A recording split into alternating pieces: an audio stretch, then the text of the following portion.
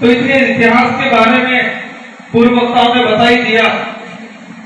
लेकिन ये कॉलेज एक ऐसा जीवन है, ये कॉलेज एक ऐसा जीवन है जो बच्चा है, जो इस विद्यालय महाविद्यालय के अंदर पढ़ने वाला जो अभ्यर्थी है, वो अपने जीवन की शुरुआत, व्यक्ति पैदा होता है तभी से जीवन की शुरुआत हो जाती है, लेकिन असली जीवन की शुरुआत, अपने लीडरशिप बन पाने की शुरुआत इस महाविद्यालय से होती है। बच्चा निकलने का काम इस महाविद्यालय से होता है, क्योंकि यहाँ पर एक ऐसा प्लेटफॉर्म है, आपको तर्क वितर्क करने का, आपको रैली करने का, आपको आंदोलन करने का, आपको नारे लगाने का अवसर यहाँ को महा कॉलेज के अंदर ही मिलेगा, बाकी जगह नहीं मिलेगा। इस अवसर पे मैं हमारे जो नई कार्यकारिणी है उस कार्यकारिणी को कहना चाहूंगा, पीपलकोट के युवाओं ने आपको जिम्मेदारी दी है। आज पीपलकोट के जो वर्तमान में युवा हैं, हमारे बुजुर्ग हैं, बाकी पॉलिटिकल लीडर हैं, आप सबकी निगाहें आप पर है। जितने जो युवा हैं उन सबकी निगाहें आप पर है और आप पर निगाह है और आपको जिम्मेदारी मिली है और आज जिम्मेदारी को आपको बखूबी निभाना है और समय समय पे हमारा पूरा साथ सहयोग और मार्गदर्शन बना रहेगा, क्योंकि आज आपके राजनीतिक कैरियर की शुरुआत है। इसी अवसर पे हमारे कई ऐसे साथी होंगे जो आने वाले समय के लिए तैयारी कर रहे होंगे, लेकिन मैं सबको कहना चाहूंगा कि नेता सभी नहीं बन सकते, नेता सभी नहीं बन सकते, ऐसा नहीं है कोई नहीं बन, सब बन सकते हैं, लेकिन हमको हर अलग अलग क्षेत्र में भी जाना पड़ेगा। हमें अधिकारी भी चाहिए, हमें कर्मचारी भी चाहिए, हमें व्यापारी भी चाहिए। तो हमारे अंदर की क्वालिटी क्या है और साथ में हमें रुचि किसमें, तो जिसमें रुचि है उसी में हमको भागना है। जिसको राजनीतिक में रुचि है वो दमखम से यहाँ लड़े, दमखम से भिड़े, क्योंकि कॉलेज में युवा पढ़ते हैं और युवा एक वायु की तरह होता है, एक हवा की तरह, एक तूफान बनता है। कुछ युवा वो हवा तूफान की तरह भी बनती है और कुछ ठुस भी हो जाते हैं। तो अपन को तूफान बनना है। क्या बनना है? तूफान बनना है, संघर्ष करना है। हमारे यहाँ के बच्चों में और अपने उधर के बच्चों में, उधर शेखावटी की तरफ जाते हैं, जयपुर की तरफ जाते हैं, काफी डिफरेंस, कॉन्फिडेंस लेवल बहुत कम होता है। कई तर्क वितर्क नहीं कर पाते, कई ज्यादा बोल नहीं पाते। हमें जो डर है वो डर खत्म करना है और आज इस विचारधारा के माध्यम से और ये जो प्रदेश विद्यार्थी होता है, जो संगठन मिला है आपको, इसके माध्यम से कई युवाओं के अंदर से डर निकल गया है और दूसरों को डर पैदा हो गया है। आज लग रहा है, नहीं लग रहा है क्या? कई लोग कहते हैं युवा भटक गए, युवा भटक गए। युवा भटके नहीं, युवा संभल गए हैं। युवा को समझ में आ गया है कि सही गलत क्या है। आज आप सबके कैरियर निर्माण का समय, अपना भविष्य निर्माण का समय है। एक अवधि रहती है, बच्चा पैदा होता है, स्कूल तक 12वीं पास करता है, फिर कॉलेज में आता है और 30 साल के बाद उसका अपना वैवाहिक जीवन, पारिवारिक जीवन अपनाता है। तो आपका जो 20 साल से 30 साल के बीच का जो समय, वो समय जीवन में सब कुछ सीखने का समय, जीवन में सब कुछ कर गुजरने का समय और आपके भविष्य का निर्माण का समय। यही समय आपका भविष्य क्या होगा उसकी दिशा तय करने का यही समय है। दिशा ही हमारी दशा को बताएगी। आज की दिशा हमारे भविष्य की क्या दशा होगी वो तय करेगी। तो हमें सही दिशा तय करनी है ताकि हमारे भविष्य की दशा सही रहे। इस पे हमें सबको मिलकर काम करना है। आज एक विचारधारा, अभी हमारे वक्ताओं ने बताया कमल कांग्रेस, तो हमारे जो गैर अनुसूचित क्षेत्र के जो अध्यापक है वो सोच रहे होंगे ये कौन सा संगठन, नहीं सोच रहे होंगे।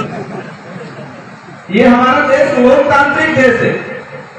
इस लोकतंत्र में वोट ताकतवर होता है। क्या होता है?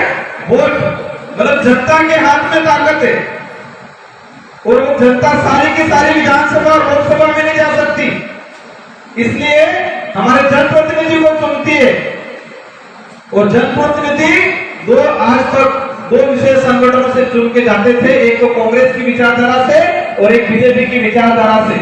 और हमारे क्षेत्र की जनता ने बारी बारी से चुन के भेजा कि ये भला करेगा, इसने नहीं किया ये भला करेगा, इसने नहीं किया ये भला करेगा।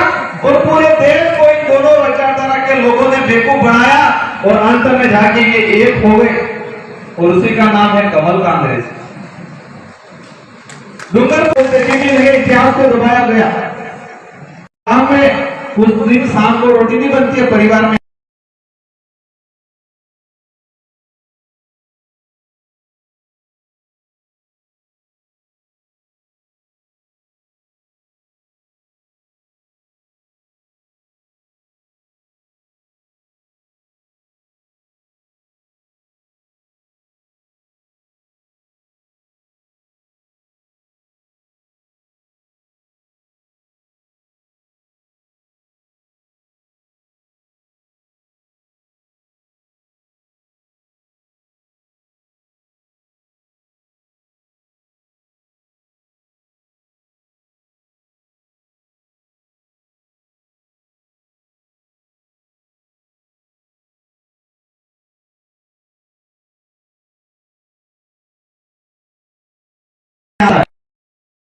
इतिहास में कहीं कहीं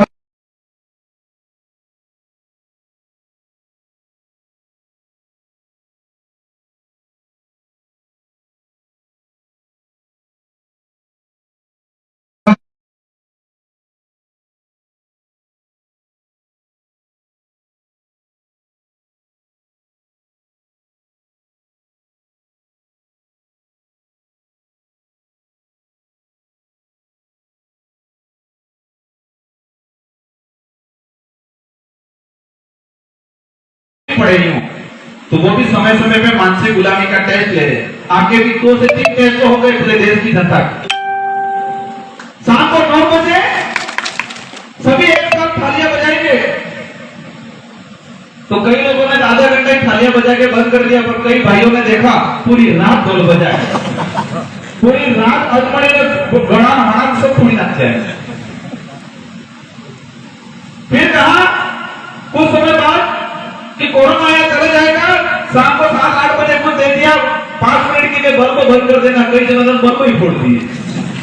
क्या ऐसा करने से कोरोना भाग गया या इलाज कराने से भागा, या आयुर्वेदिक लेने से या परहेज रखने से भागा? वो मानसिक गुलामी का टेस्ट था। आज समय समय पे देश के अंदर इतना माहौल बनाया दिया जा रहा है, और इस कार्यक्रम के माध्यम से मैं बता रहा हूं, ये स्थिति रही तो श्रीलंका में जो स्थिति बनी है उससे भी बेहतर स्थिति भारत के अंदर 2035 के आसपास बनने वाली है। देश की अर्थव्यवस्था बिल्कुल खत्म हो चुकी है। आज रुपया डॉलर के मुकाबले आप सब रोज पढ़ी रहे हो पत्रिका, क्या स्थिति बन रही है, लेकिन हमारी जनता को कोई पड़ी नहीं है। 2 रुपए किलो गाँव हमें मस्त और कहीं लाइट आ रहा है, गैस कलेक्शन वाली क्यों बढ़िया हो गई। जब तक हम फ्री में खाना नहीं छोड़ेंगे तब तक हम और हमारे आने वाली पीढ़ी मजबूत नहीं बन पाएगी। फ्री की चीजें सरकार की योजना, मैं भी सरकार का पार्ट हूं, मैं विधायक हूं, लेकिन फिर भी मैं कहता हूं, मैंने विधानसभा में भी बोला है, हमारे प्रतापगढ़ का गेहूं जाता है गुजरात और बिहार, यूपी, पंजाब का गेहूं प्रतापगढ़ में लेके बांटा जाता है। जो आता है आते आधा सड़ जाता है, सड़ा हुआ मिलता है कि मत। मैं भी विधानसभा में खुला बोला मैंने,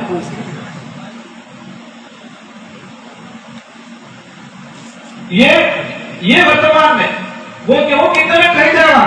17 रुपयों में राजस्थान सरकार खरीदती है वहां, 17 से 18 रुपयों के अंदर, और यहां हमारे 14 रुपयों के अंदर गुजरात वाले खरीद के ले जाते हैं। परिवहन का हमको 22-23 रुपयों के अंदर हमको 1 किलो गेहूं दिया जा रहा है। कितना? 22 से 23 रुपयों में। और वो पैसा कहां से जा रहा है? हमारी जेब से जा रहा है, कर के रूप में जा रहा है, और सरकार उसको पे कर रही है। ये स्थिति बनी हुई हमारे देश के अंदर। आज हमें सबको सही गलत क्या है उसको पहचानने की जरूरत है। हमें किसी को दोष देना है जो गलत है, जो शोषण कर रहा है, मान के वो शोषण कर रहा है, लेकिन कमजोरी तो हमारी भी है कि हम एकजुट नहीं है, हम जागरूक नहीं है। तो हमें जागरूक बनना है, जागरूक बन के हमें एकजुट बनना है। आज हमारे पूरे इलाके में स्वास्थ्य से जुड़ा हम नारे लगा रहे बिरसा मुंडा की राणा पूजा की। बिरसा मुंडा का वजन कितना था? राणा पूजा का वजन कितना था? मेरे से ज्यादा, हाइट भी ज्यादा, 100 किलो से ऊपर वजन था, ये बताते हैं। मैंने अपने देखा तो नहीं, लेकिन कहीं पढ़ा है 100-150 किलो। और पहले वाला अपने बाप दादा खुद से लो, पहले वाला कर लो वजन तो लेकर अपने वजन क्यों तय कीजिए? कटराट नहीं कट रहा है, क्यों कट रहा है? फ्री वाला खा रहे हैं। कंट्रोल ना करो, 1 रुपये वाला एक कुटी में लो ने अपने किसी बाकी ला एक कुटी में लो, और 6 महीने बाद आप गरीब सो ते कंट्रोल या मुझे आराम से हिरिस मारेगा, और अपने किसी है नाम में रमाएगा गो ही। वो बुझे समझ में आप क्यों आया कि नहीं आया? मतलब कंट्रोल से मिला हुआ गेहूं एक कोटी के अंदर रखो, और अपने घर से पकाया हुआ गेहूं अपने खेत से पकाया हुआ एक कोटी के अंदर रखो, और 6 महीने के बाद दोनों में हाथ डालो तो उसमें सिर्फ क्या मिलेगा? बिल्कुल भूसा मिलेगा, और इसमें गेहूं निकलेगा। और फिर हमें फ्री में आदत खाने पड़ के मेहनत करना बंद कर दिया तो भूसा खाएंगे, फिर क्या होगा? वजन कम होगा कि नहीं होगा? कहते बहुत विकास हुआ इस इलाके में, बहुत पैसा आया, केंद्र सरकार से आया, राज्य सरकार से आया, टीएडीए से आया, लेकिन हुआ क्या है? आज भी प्रतापगढ़ जिले के अंदर कुपोषण तो ठीक है, अति कुपोषण क्षेत्र है, यहाँ के बच्चे अति कुपोषित है। पूरे उदयपुर संभाग में, राजस्थान के अंदर देखा जाए, उदयपुर संभाग में सबसे अति कुपोषित क्षेत्र है। ये बनी हुई हमारी स्वास्थ्य से संबंधित व्यवस्था, हमारे महिलाओं में देखो, पुरुषों में देखो, बच्चों में देखो। और सरकार से एक माइनिंग खोले, यहाँ बता रहे हैं ये दाता केला मेला माइनिंग प्लांट खोल के जमीनें ले रही है, और फ्री में मां का गेहूं दे रही है सड़ा गला। तो ये विकास थोड़ी है? ये मेरे सामने बात आई है, इस बात को हम राज्य सरकार तक, केंद्र सरकार तक भी पहुंचाएंगे, और आपके साथ रहिएगा। हम बात बोल देंगे, उससे काम नहीं चलेगा, भिड़ना पड़ेगा, लड़ना पड़ेगा। अगर वास्तविक हमारे लोगों की, आदिवासी समाज की जमीनें जा रही है तो हमें सब एकजुट होकर उनके खिलाफ लड़ेंगे। देखते हैं कैसा जमीन लेते हैं वो। हमें सबको जागरूक होना है, और जागरूक शिक्षा माध्यम है, शिक्षा के माध्यम से हम जागरूक हो सकते। लेकिन शिक्षा भी कौन सी लेनी है? हम पढ़ के समझे और समझ के ज्ञानवान बने। ऐसा नहीं पढ़ के पास हो जाए, डिग्री ले ले।